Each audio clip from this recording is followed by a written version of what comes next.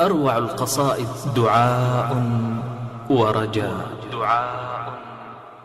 يقول من يدعو أجبه، أنا المجيب لكل من ناداني، وهو المجيب لدعوة المضطر إذ يدعوه في سر وفي إعلان، وهو الجواد فجوده عم الوجود جميعه بالفضل والإحسان، وهو المغيث لكل مخلوقاته وكذا يجيب إغاثة اللهفان، وهو الغفور فلو أتي بقرابها من غير شرك بل من العصيان لاقاه بالغفران ملء قرابها، سبحانه هو واسع الغفران.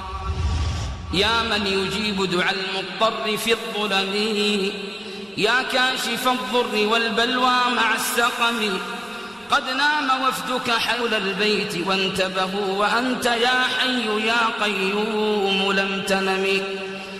أدعوك ربي حزينا هائما قلقا، فارحم بكائي يا رب البيت والحرم، إن كان جودك لا يرجوه ذو سفه، فمن يجود على العاصين بالكرم.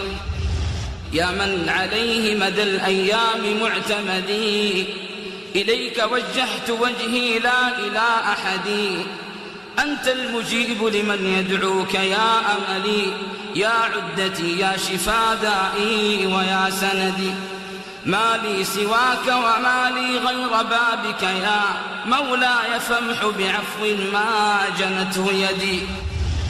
مخ العبادة أن يطول دعاء، فأدم دعاء وليرمك رجاء، والله إن يسأل يجب وعطاؤه عمر الخلائق واعتلت نعماء، والله يقبل من أتاه مؤملا وقد احتواه توكل ونقاء.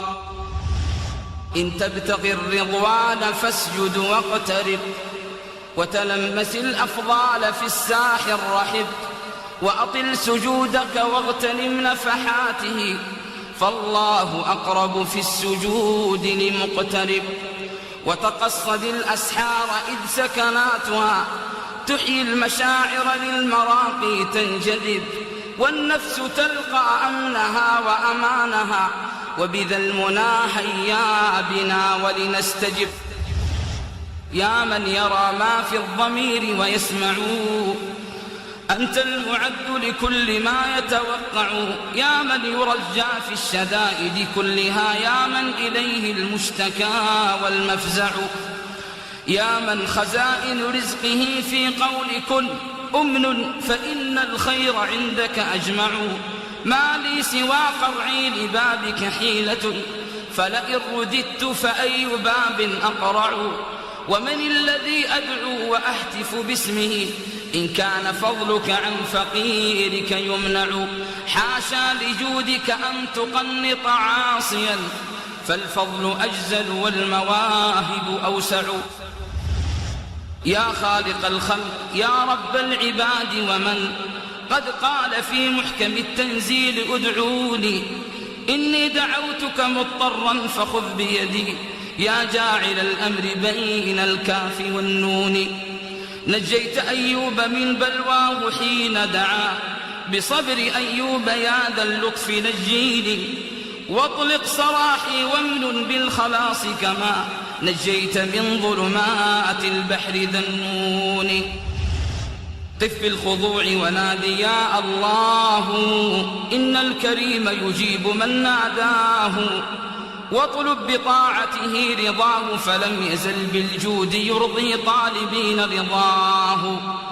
واسأله مغفرة وفضلا إنه مبسوطتان لسائلين يداه، واقصده منقطعا إليه، فكل من يرجوه منقطعا إليه كفاه. شملت لطائفه الخلائق كلها، ما للخلائق كافر إلا هو، رب رحيم مشفق متعطف، لا ينتهي بالحصر ما أعطاه. كم نعمة أولى وكم من كربة أجلى وكم من مبتل عافاه. وإذا بليت بغربة أو كربة فادع الإله ونادي يا الله. موقع صدى مقر بأثقال الذنوب ومكثر ويرجوك في غفرانها فهو يطمع. فإنك ذو الإحسان والجود والعطاء لك المجد والإفضال والمن أجمع. فكم من قبيح قد سترت عن الورى وكم نعم تترى علينا وتتبع. ومن ذا الذي يرجى سواك ويتقى وأنت إله الخلق ما شئت تصنع. فيا من هو القدوس لا رب غيره تباركت أنت الله للخلق مرجع. ويا من على العرش استوى فوق خلقه تباركت تعطي من تشاء وتمنع. بأسمائك الحسنى وأوصافك العلا توسل عبد بائس يتضرع. أعني على الموت المريرة كأسه إذا الروح من بين الجوارح تنزع. وكن مؤنسي في ظلمة القبر عندما يركم من فوق التراب وأودع. وثبت جناني للسؤال وحجتي إذا قيل من رب ومن كنت تتبع. ومن هول يوم الحشر والكرب نجني إذا الرسل والأملاك والناس خشعوا. ويا سيدي لا تخزني في صحيفتي إذا الصحف من بين العالمين توزع. وهب لي كتابي باليمين وثقلا لميزان عبد في رجائك يطمع. ويا رب خلصني من النار إنها لبئس مقر للغواة ومرجع. أجرني يا إلهي فليس لي سواك مفر أو ملاذ ومفزع. وهب لي شفاء منك ربي وسيدي فمن ذا الذي للضر غيرك يدفع. فأنت الذي ترجى لكشف ملمة وتسمع مضطرا لبابك يقرع. فقد أعيت الأسباب وانقطع الرجاء سوى منك يا من للخلائق مفزع. سوى منك يا من للخلائق مفزع.